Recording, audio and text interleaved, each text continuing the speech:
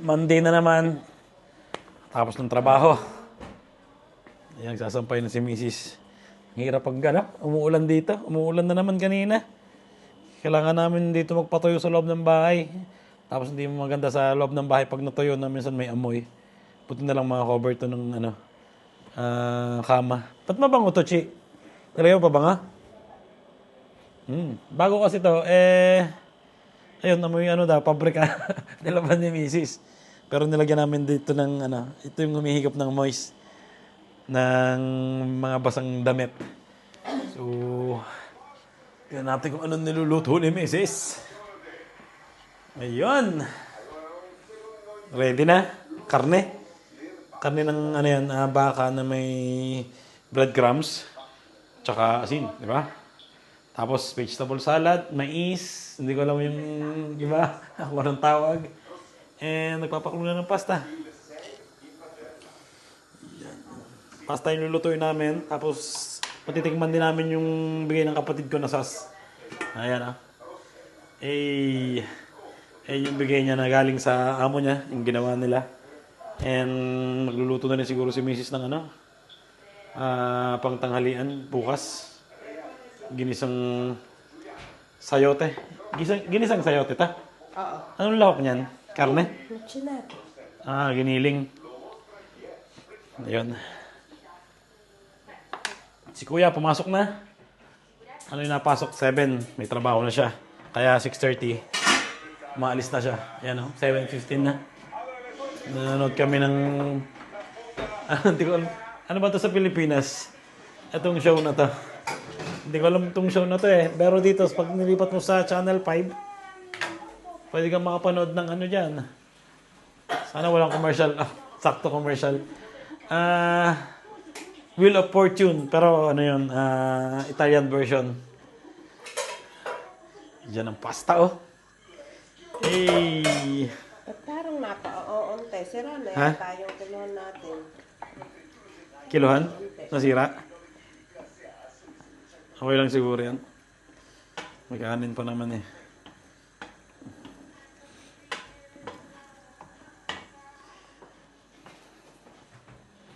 Si Basti nakapagawa na ng assignment at ayun, edit naman, di ba? Ang hirap mag-edit dito sa computer ko, sobrang bagal.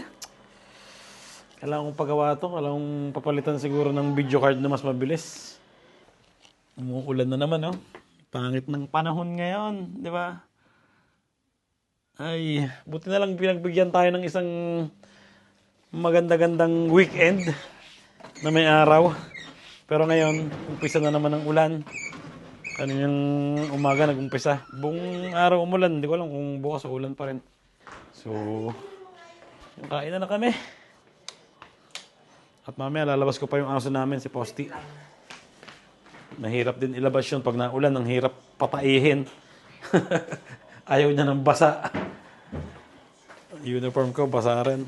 Pero tuyo na siguro to. Dito yung lagayan naman ng mga jacket. Yan. Diyan kami naglalagay ng mga jacket. Pantrabaho. Panlabas. Ayan. Tapos sa baba, yung mga tools. Maganda rin pag may ganito yung bahay, di ba? Para pagka dating nyo sa bahay, hubad ng jacket at lagay dito sa loob. Kain na kami. Ayun ready na. Thank you, Lord. Ubus ang tubig natin. Mag-bill kami mamaya ni Kuya. At ayun ibang-iba talaga yung lasa ng Chi? Ng fresh na sauce. Kaysa doon sa nabibili sa mga supermarket, may na yun. May chemical na. Preservative. Preservative. Preservative. Ito talaga, fresh. Fresh na gawa ng mga Italian. Gagaling na lang magawa ng ganan yan Nakapon para gagawa na ng ganan. Yung mga katrabaho ko pag pumupunta ako sa kanila, tsaka yung mga nakatira dito sa garage sa building na to. Kung nakita mo yung garage nila, puno ng ganon yung sauce ng pasta.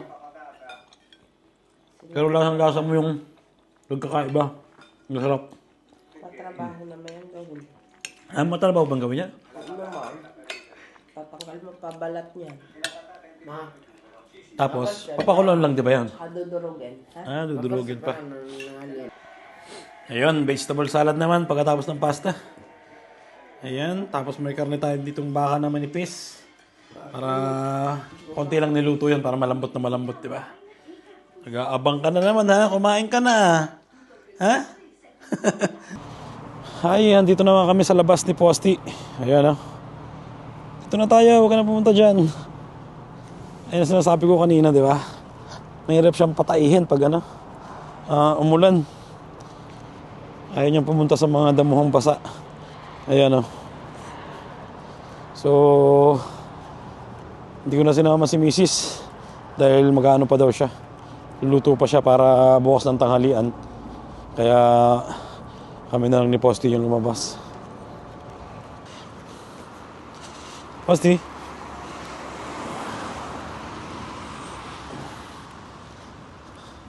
Hindi ko lang nakikita nyo pa ako.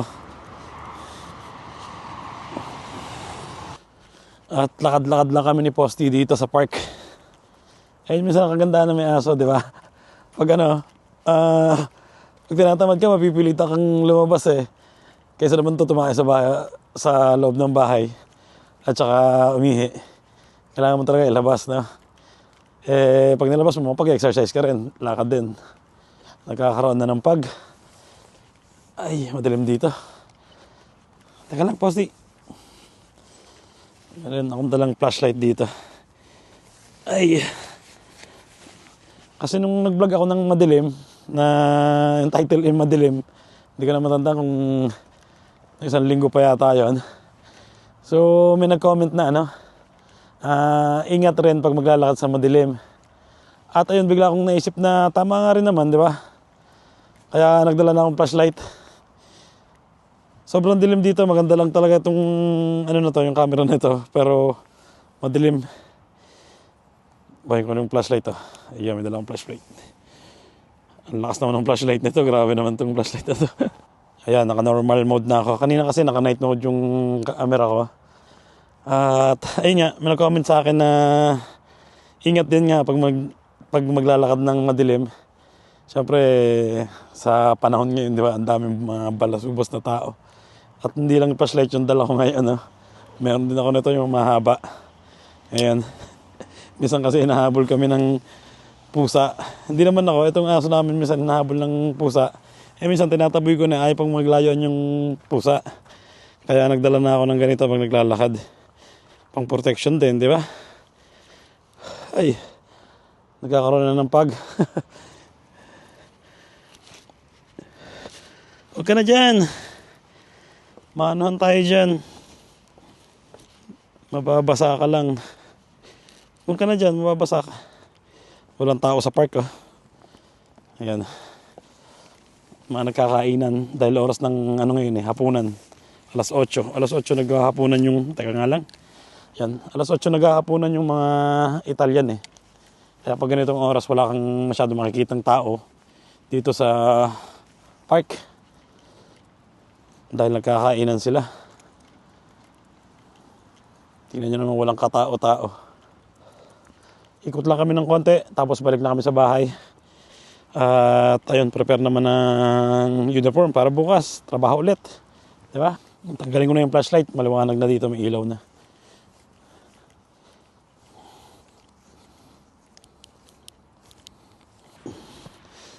Sarap maglakad dito. Lambot ng sahig. Huwag ka nang kumain ng kumain. Nahirap kasi itong aso na to pag manakit ng pagkain, kain ka agad Oops, may nalaglag pa yatang hikaw. Ano to? Hindi. Ano ang botones? Akala ko hikaw na Dahil laruan kasi ito ng mga bata Ayun, tara. Posti. Ay. Tara. Andito na kami sa bahay.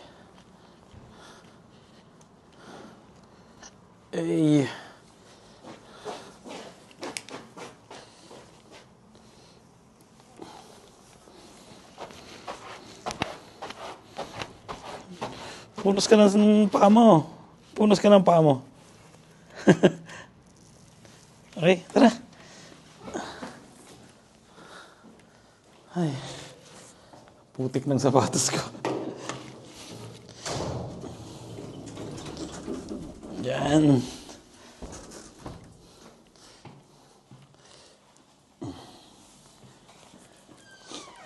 Amoy na amoy yung niluluto ni Mrs. Amoy pansit. Nagluto talaga to ng pansit, ah.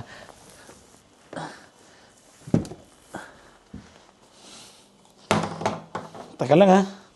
Tingnan ko lang niluluto ni Mrs. Ano yung niluluto mo? Pansit? Amoy pansit dun sa baba, ah. Tingnan nyo yung bills namin, ha. 500. 504. Di ba? Ano yan? Ano lang? Gas? Ilaw at gas. Ilaw at gas. Ilan yan sa pesos? 30. 30K. Di ba? Ganun kamahal ang ano dito. Kuryente at gas. Kasi alam nyo na, pag taglamig dito, malimit kami gumamit ng gas na nagpapainit ng bahay. Gas na nagpapainit kasi nito. May umiikot ditong mainit na tubig, nagpapainit yung gas. Tapos, ang kuryente, siyempre, nagdaan yung mga Pasko, New Year, alam nyo yung mga ganan, malakas sa kuryente yan, di ba? Tapos, ang niluto ko pa nun yung lechon. 3 oras na nakasalang sa oven. Ibig sabihin, 3 oras din umiikot yung yung metro ng kuryente, di ba? Dito na kami ni Posty sa bahay. At punasan muna natin siya, di ba? Ayan. Dumi ng mo. Ng tiyan mo. Naku, mamumuro tayo ni mama mo.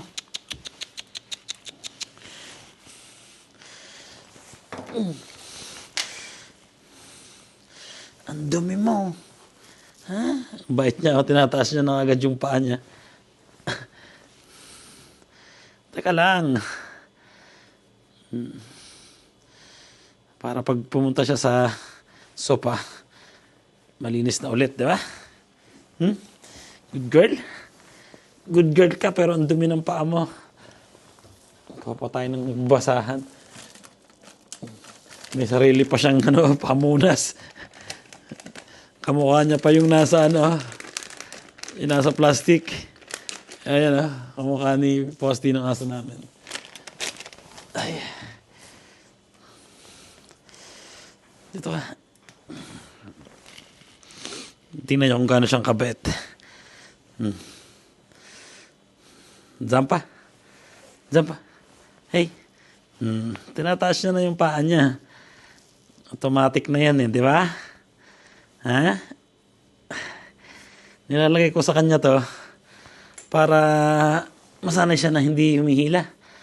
Kasi itong aso na to, hila ng hila. Dapat kasi itong ganitong lahi ng aso. Pag nilalabas mo, pinapatakbo mo sa park. Para pag napagod siya, hindi siya hihila ng hihila. So, hindi ko siya napatakbo sa park kasi nga basa, di ba? Kaya, ito yung nilagay kong tali. Kasi pag ganito yung tali, sumisikip siya sa leeg. Hindi siya masyadong hihila dahil nararamdaman niya na pag umihila siya, sumisikip sa leeg. Yun lang. Ang puwet mo. Punasan natin ang puwet mo. Yan, pwede ka na ulit tumungtong sa sopa, ha? Malinis ka na. Ang dumi. Ang dumi. Hindi naman. Maputik dun napunasan ko na. Dito ka, Posty. Premyo mo. Dito ka. May premyo pa yan, di ba? Favorite niyan. Biscuit. Hey, dito. Huwag ka siya, may camera dyan. Oh, Posty. Posty, Jira. Opo. Peace bomb? Na, appear pala. Oh, yun. Good girl. Good girl. Hindi nakita. Ito pala eh. Ayun, kinain niya na. Isa pa? Posti. Favorite niyang biskuit to. Fruits lang to. Hindi gawa sa mga karne. Kaya okay sa kanya. Masaya lang kasi itong aso na to. Magastos eh, di ba? Magastos kang aso ka. Upo. Pir. Jira. Su. Good girl. Good girl. Good girl.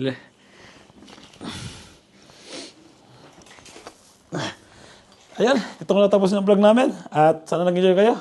And ingat palagi. At God bless inyo lahat. Ciao.